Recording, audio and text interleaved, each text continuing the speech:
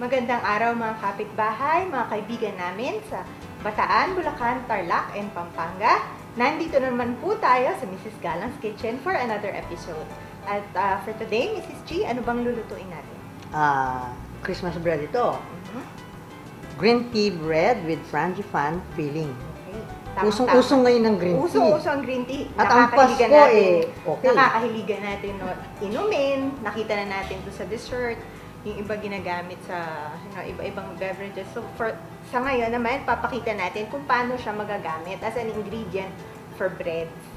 Tapos tamang-tama pa for the Christmas season, yung mga nag-iisip ng mariregalo na bago at kakaiba para sa mga kaibigan. Panoorin po natin ang episode nito.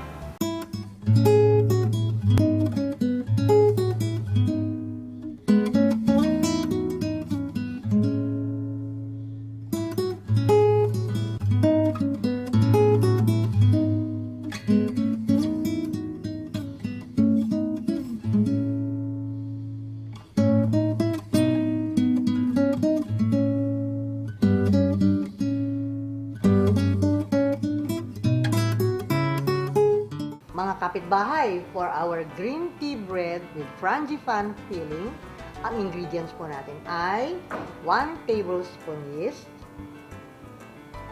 1 cup plus 2 tablespoons of milk, 6 tablespoons of sugar, 2 teaspoons of green tea powder, 2 teaspoons of fine salt, 1/4 cup butter, 1 whole egg, half kilo of bread flour. And for our frangipane filling, you need 1 cup of almond powder or almond flour, 6 tablespoons of sugar, 1 1/2 tablespoons of flour, 1/4 cup melted butter, 1 whole egg, and 1/4 teaspoon of almond flavor. Tapos, for our glaze, we need 2 tablespoons of milk, 3/4 cup of powdered sugar, and then whole and sliced almonds for garnish. So, ang recipe po natin ay isang parang Christmas bread. At kaya ako nakaupo ngayon kasi ang gagawa po ay yung aking assistant at slave na anak ko si Engkar Galang. So, Engkar, gawin mo na yung bread mo. Ngayon, start na tayo. First, mix natin yung bread flour at saka yung ating yeast. So, bago natin i-add yung ibang dry ingredients, kailangan haluin muna natin sila. Yan. Pwede na natin ngayon add yung salt, yung sugar, and yung ating green tea powder or matcha. Tapos, mix together. And kung meron kayong kneader, sama-sama lang ho yan. Madali. Pero ngayon, ninid natin to by hand. Then, make a well at the center. Diyan ho natin lalagay yung ating liquid ingredients. Start with the milk. Itaw na yung green tea. Tapos yung egg. And our butter. Kailangan na ho, yung butter natin medyo malambot na. Hindi naman kailangan na melted. Para madali tayong mag-beat. Okay, tapos, starting from the center, mix natin yung dough. Unti-unti natin kukunin yung dry ingredients. Pag binigla ho natin kasi may tendency mag-lump siya. Ang ganda ng kulay. Berde. Dahil doon sa green tea powder. Usong-usong ngayon yan. Sarap naman po. Saka healthy pa. Oh, ilang araw ko nang inaalmusal yan. Yung- Tinetest namin kasi ang recipe. Siya pala nag-test ng recipe. Tapos kinakain namin. Pag pwede na, approve na, then ipapakita namin sa Yung inyo. green tea healthy. Tapos yun.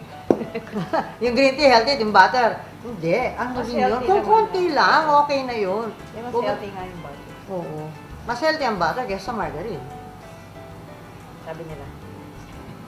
Hindi, yun ang alam ko. Kasi galing daw sa cow yung yung butter, yung margarine galing sa Sa ano yun? Vegetable. vegetable. Oh? Vegetable oil. Vegetable-based oil.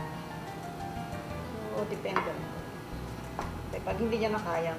Depende rin sa tao yan na kumakain. Nasa genes. Nasa genes. Depende rin kung gaano karaming kakain. Oo. Meron taong tinatalaman So, start agad na ng natin cholesterol. Table. Ang ganda ng kulay. Akala ko nung una kong kinakain yan, pandan na naman ang gagawin niya. Yung pala, green tea powder.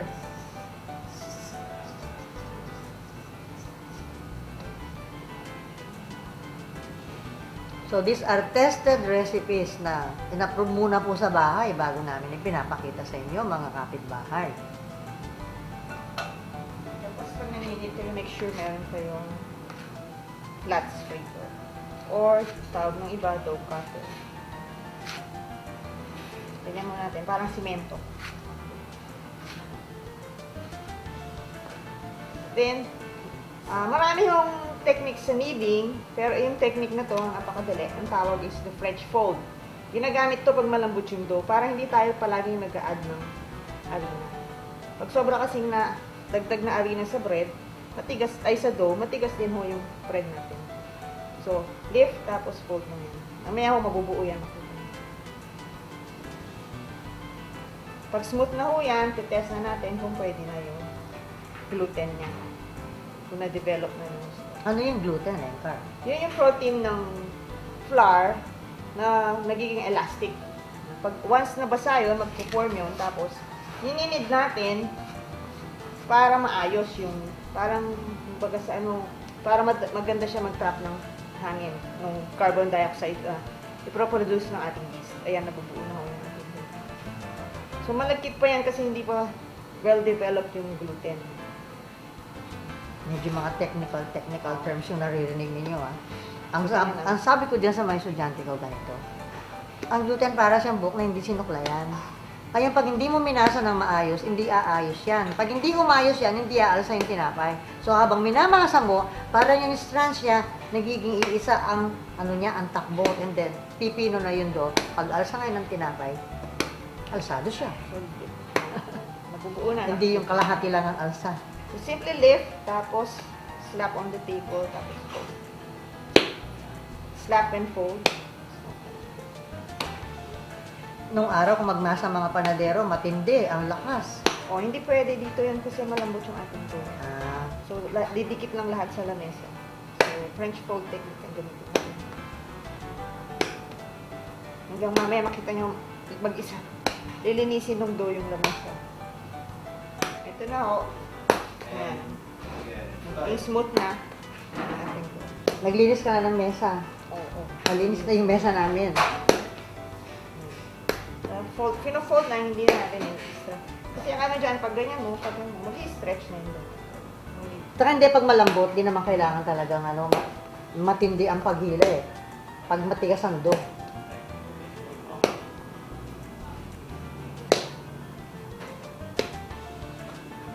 Berdeng-berde. Kala ko talaga pandan bread na naman ang ginagawa mo eh. Yung pala green tea. Gumawa na tayo ng pandan bread eh. So, bali, saan mo siya papalsahin niya na yung sa isang bowl? Lagay lang natin ito sa bowl ngayon. Tapos, Na may konting mantika. Para lang hindi natin mag-dry, umasa ano? Until mag-double ang box. Pwede may mantika, pwede wala. Basta i-cover lang mabuti. Para wag mahahanginan yung ating dough. Okay, pahingin ng bowl.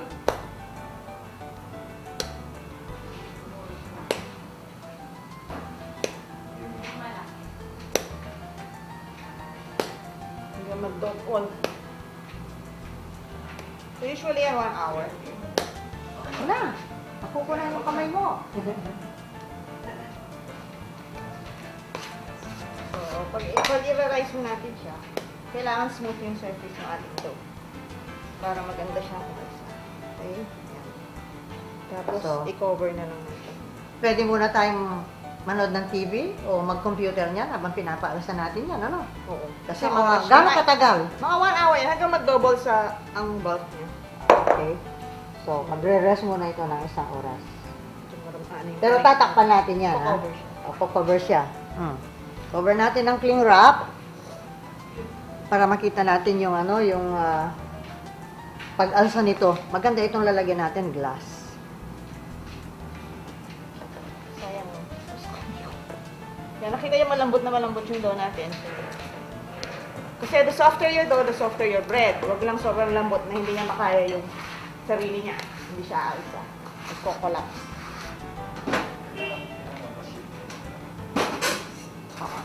Pag nahanginan kasi magdadry yung surface. Hindi siya aalsa. Mapipigil yung pag-alsa. Okay, so lalagyan natin ito sa isang lugar na hindi malamig. Yung room temp lang po sa atin. Ang room temp sa atin maligamgam. So, room temp siya.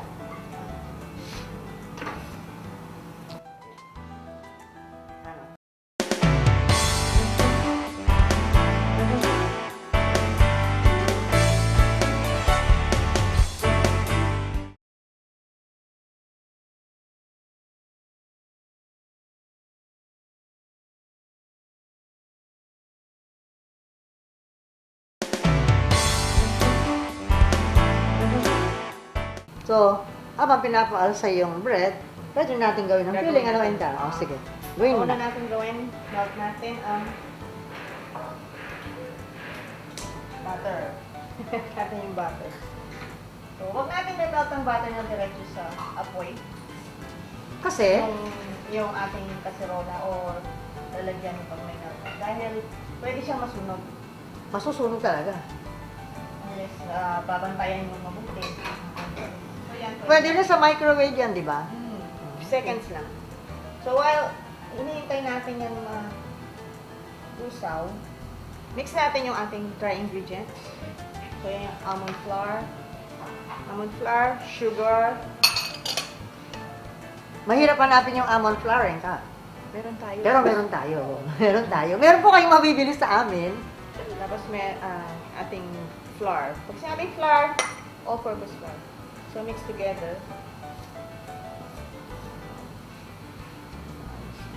Graduhin lang walang lumps. Tapos again, after mixing together the dry ingredients, make a well at the center. Add na natin ngayon yung ating liquid ingredient.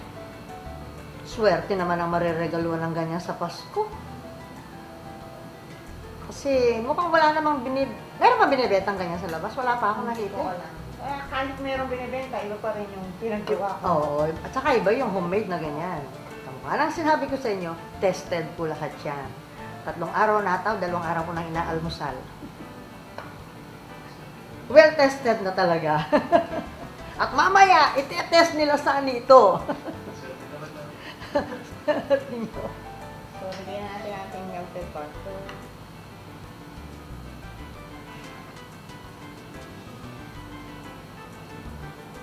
Tapos, kailangan ko hindi mainit na mainit yung butter pag pinuha natin dahil baka maprito yung egg. Lagyan natin yung egg. Pwede rin ibit mo yung ng konti yung egg sa sa tinidor para hindi siya walang danger na Dito okay lang kasi hindi naman ma-overmix kahit matagal natin siya. And 1/4 teaspoon ng almond flavor. Almond extract. Kala ko naluto yung itlog dahil Ingat hindi mo kayo agad sa- hinalo eh. Ingat kayo sa almond extract dahil medyo matapang. Oh yes, lumuguhit sa lalamunan Pag yan. flavoring kasi ganon, to taste naman, pwede nyo alisin, pwede nyo dagdagan, pwede nyo palitan. Pero dapat almond flavor kasi almond flour yun eh. Pwede vanilla. May estudyante ako noon ka, nung Pwede rin hindi ka pa lemon. nagtuturo. Masarap yung lemon. Nagkamali po siya ng lagay ng, imbes na vanilla powder, flavor, nilagay niya almond. Pinatikim niya sa akin. Kasi sabi niya, Ma'am, bakit gumuguhit sa lalamunan yung ginawa kong cake? Marami O di almond. dinala rito. Pagdating dito, Diyos ko, ang dami ng almond na nilagay. So yan, ganun lang. Mamaya, Yan na yun? oo. Roll out natin yung bread, ilalagay natin sa loob. Spread natin. Madaling gawin ah. So pag binake yan dahil dun sa egg tsaka sa flour, magbubuo ng konti yung ating filling. Hindi siya lalabas. Hindi siya mag-ooze out pag in-slice yung bread. Already na ho yung ating dough. Ayan, doble na siya. Mahigit pa yata. Oo, sobra pa sa doble. Ayan, gawin natin, sabi, punch down. Ibig sabihin, patabasin lang natin yung air. Kung gusto nyo mapino yung bread nyo, you have to punch it down para maalis yung malalaking bubble. Tapos, form na natin ito ngayon. So, since malagkit yung ating dough, kailangan may arena yung ating table. Lalayo ako, baka pati ako malagyan ng arena. Malaki-laki ito. Kasi, form natin siya. Pwede nyo itong form ng buns, ng parang cinnamon roll type. Pero ang gagawin natin ngayon para pwedeng pangregalo sa Pasko, magandang parang wreath. Para siyang ring na naka-twist.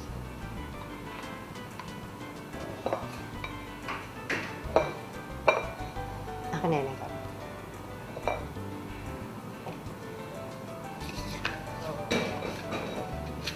Para mag-dito.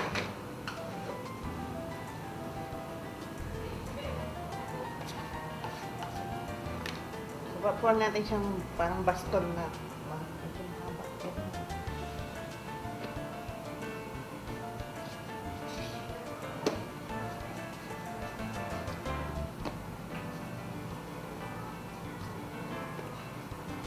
Pag dumidikit, scrape nyo lang. Tapos yan.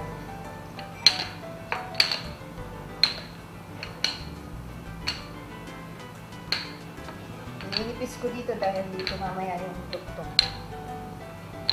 So, dito yung sim. Para madaling isa. Yan. So, spread na natin yung filling.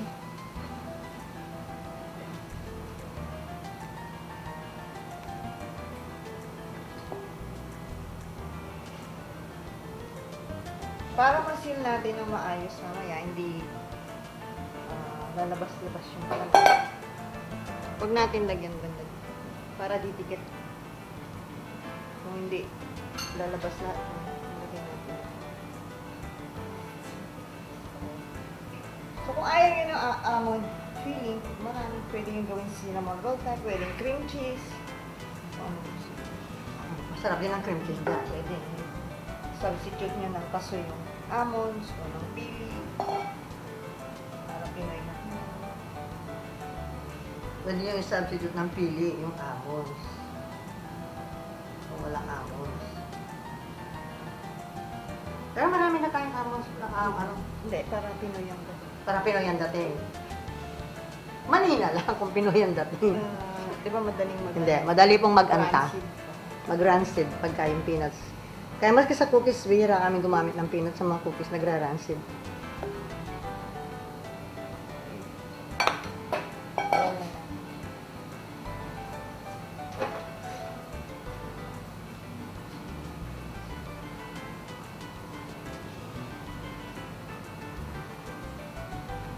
Maybe some more.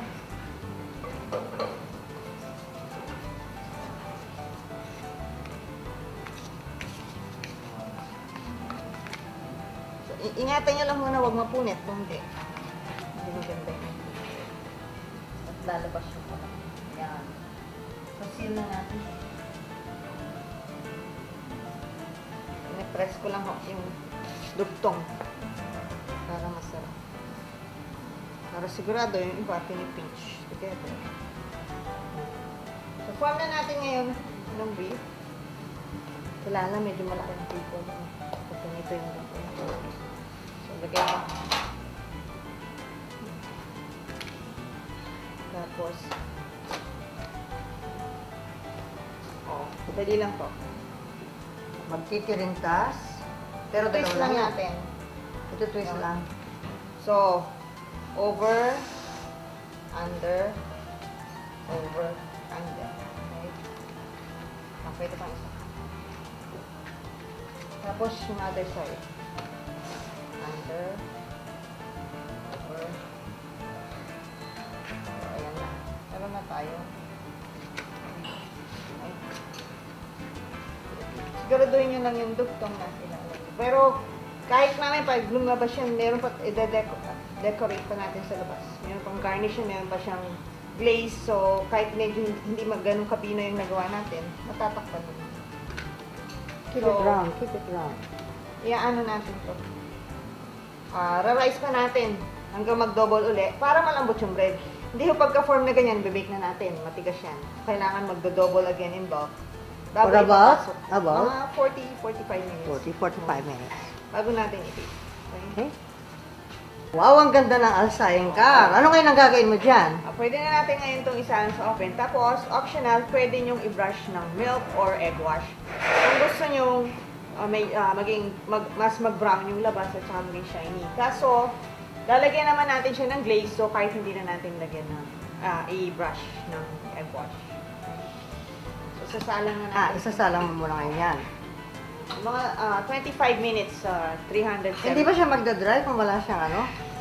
Egg wash? Hindi naman. Yun lang ano yun. For pag mag-browning yan. Baka, ayaw ko rin mag-brown masyado dahil Lalagyan mo ng glaze. yung, oo. Okay. Yung,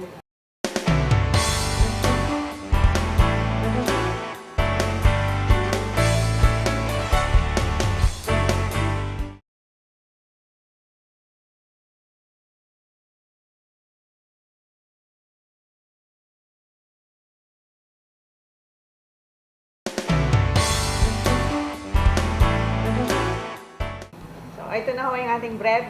Lalagyan na natin siya ng glaze. Yung glaze natin, madali lang. Just mix together. Hanggang ma-dissolve yung powdered sugar.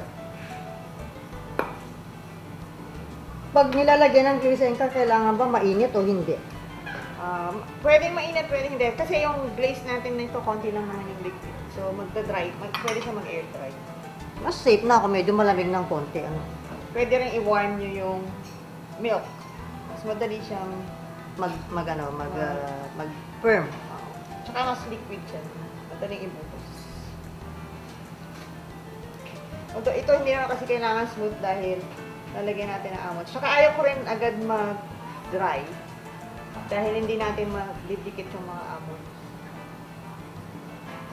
Spread lang natin yan sa shop. So, yan yung powdered sugar at saka gatas. So, nasa inyo na kung gusto nyo ito. Mas maganda kung nakalitaw yung green ng bread.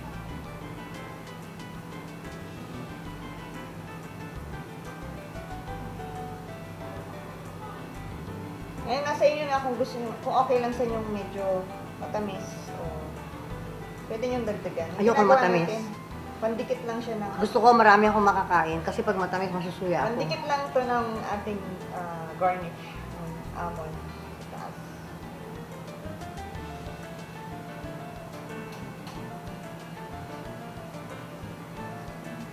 So, kung mabilis yan mag-dry, hindi natin masispread. At hindi nadidikit yung topping natin. So, lagay muna natin yung whole. Paano nyo gusto? Ang dikit.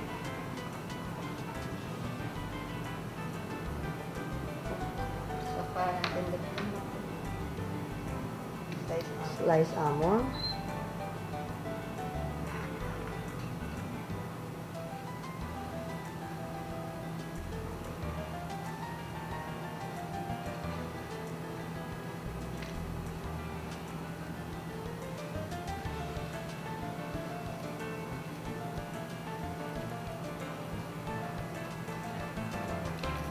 Kanino tong ribbon na ito?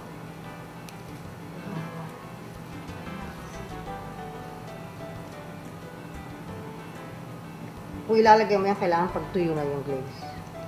Pero parang tatali. Lilipat muna natin sa tray mamaya, maganda yan.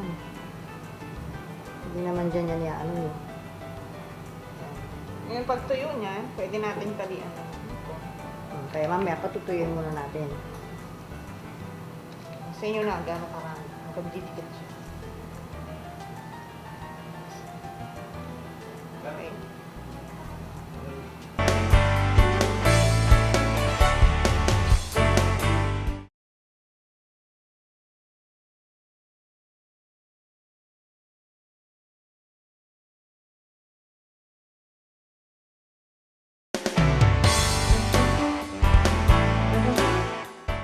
Okay, so nandito na tayo with our finished product, ng ating green tea bread with frangipane Filling. filling, no? Tapos nilagyan ng ribbon for presentation, kung mareregalo ninyo. There are so many other ways, pero para may pakita lang, no? Gumawa kami ng sample. Diba? Tikman natin. Tikman natin. Yes. Actually, natikman ko na to nung tinetest yung recipe. 3 araw na namin kinakain yan. Masarap siya with coffee. Teka, kung muna ako. Sa'yo to? Hindi. Pwede Ah, rin. ito yung sa'yo? Oo. Okay. So, inside, meron siyang filling, no? Yung frangipane. Maliit lang. Tinakpan din siya ng almond slices. Meron siyang drizzled with, ano ba yung drizzle niya? Powdered sugar at saka cream. Gatas. Of course, dahil meron siyang almond, meron din Diyan siya. na lang ako kukuha. Kukunin ko yung palaman sa inyo tinapay. Yan. Tikman natin. Masarap! Alam ko, masarap. Tama-tama, hindi masyadong matamis. Mhm. Tsaka yung bite ng bread, very good. Mhm. Tapos green pa siya sa loob, so maganda talaga siyang ipamigay for Christmas. Tama-tama. Usong-uso ngayon yan ang green tea. Yes, oo. Yung makikita natin siya, usually ginagamit sa cheesecakes, sa cakes, sa iba-ibang recipes. Magugustuhan nyo to. Sigurado ako. Alright, promise. Okay, so that ends another episode for Mrs. Galang's Kitchen. Sana po nagustuhan ninyo ang aming pinakitang recipe ngayon. If you have comments, questions, or suggestions, please join our Facebook page, www.facebook.com/Mrs. Galang's Kitchen. That's MRSGALANGSKITCHEN. Hanggang sa muli, magandang araw. Sarap. Sarap ng feeling.